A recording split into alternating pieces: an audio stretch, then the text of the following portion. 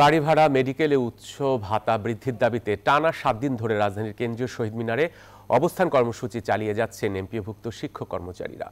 শনিবার দুপুরে তারা কালো পতাকা মিছিল করে। আন্দোলনকারীরা জানান, প্রজ্ঞাপনের মাধ্যমে ন্যায্য দাবি পূরণ না হওয়া পর্যন্ত তারা আন্দোলন চালিয়ে যাবে। গত 12 অক্টোবর প্রেস ক্লাবের সামনে অবস্থান কর্মসূচির সময় পুলিশের সঙ্গে তাদের ধস্তাধস্তি ও সাউন্ড গ্রেনেড নিক্ষেপের ঘটনা ঘটে। এরপর সোমবার থেকে সারা দেশে অনির্দিষ্টকালের কর্মবিরতি শুরু করেন শিক্ষকরা। শিক্ষা সচিব থেকে ধরে সকলে তারা আমাদেরকে এই আমাদের দাবি থেকে বঞ্চিত করতেছে। এই 3টা দাবি আদায়ের লক্ষ্যে আমরা বিশেষ করে শিক্ষা কর্মচারীরা এখানে অবস্থান করছি আজ 7 দিন যাবত। একটা শিক্ষকের জামা ছিঁড়ে দিচ্ছে, দাড়ি ছিঁড়ে দিচ্ছে, এটা কোন ধরনের শিক্ষা? তারা বড় বড় ডিগ্রি নিয়ে কিভাবে বসেছে, যারা একজন শিক্ষককে সম্মান দিতে পারে না।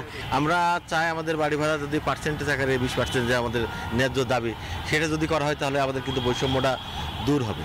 এ বিষয়ে আরো খবর জানাতে আমাদের সঙ্গে এখন যুক্ত হচ্ছেন সহকর্মী প্রমা চৌধুরী। প্রমা, গত 7 দিন ধরে এমপিওভুক্ত শিক্ষক কর্মচারীরা আন্দোলন চালিয়ে যাচ্ছে, তো এই মুহূর্তে আসলে কি অবস্থা সেখানে দেখছেন এবং আন্দোলনকারীরা কি বলছেন?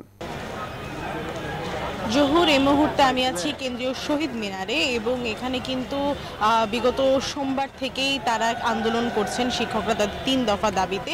এবং এখানে এই মুহূর্তে আমি যদি এই পাশে একটু দেখাই যে তারা কিন্তু সকালে তাদের যে অবস্থান কর্মসূচি সেই কর্মসূচি করে এখান থেকে তারা কালো পতাকা মিছিল করেছে এবং মিছিল করে কেন্দ্রীয় শহীদ মিনার থেকে তারা টিএসসি হয়ে কদম ফোয়ারার যেই জায়গাটা আছে সেখানে গিয়ে সম্মিলিত হয়ে এরপর সেখান থেকে আবার কিছুক্ষণের আগেই 2টোর দিকে তারা এখানে এসে আবার অবস্থান করছেন। আমি একটু জানিয়ে রাখতে চাই যে মূল বেতনের 20%, বাড়ি ভাড়া 1500 টাকা, মেডিকেল ভাতা ও কর্মচারীদের উৎসব ভাতা 75% করার দাবিতেই কিন্তু তারা গত রবিবার থেকে শিক্ষক কর্মচারীরা জাতীয় প্রেস ক্লাবের সামনে লাগাতার অবস্থান কর্মসূচি করেছেন এবং 7 দিন চলছে। আজ এই 7ম দিনে তারা ঘোষণা দিয়েছেন যে আগামীতে তাদের দাবি পালন না হলে তারা যমুনা প্রধান উপদেষ্টার কার্যালয় যমুনা সেখানে তারা একটি ঘেরাও কর্মসূচি করবে এবং তারা তাদের দাবি না মানা পর্যন্ত তারা এখানে অনশনে আছেন। এবং 100 জন এই আন্দোলনের মধ্যে থেকে যারা 100 জন আছেন, 100 জন শিক্ষক যারা প্রথমে এই আন্দোলনটা শুরু করেছিলেন,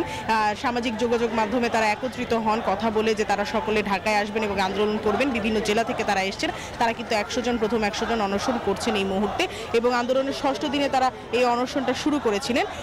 অনশনস্থলে শিক্ষক কর্মচারীরা জানান যে দাবি আদায় না হওয়া পর্যন্ত কর্মস্থলেও তারা ফিরবেন না এবং বাড়িও ফিরবেন না। এমপিভুক্ত শিক্ষা জাতীয়করণ প্রত্যাশীর ভোটে সদস্য সচিব দেলোয়ার হোসেন আজিজি একটু আগে কথা বলেছেন এবং এখানকার তার উদ্যোগেই কিন্তু এই আন্দোলনটা হচ্ছে এবং তার সাথে সকলে একত্রতা প্রকাশ করেছেন।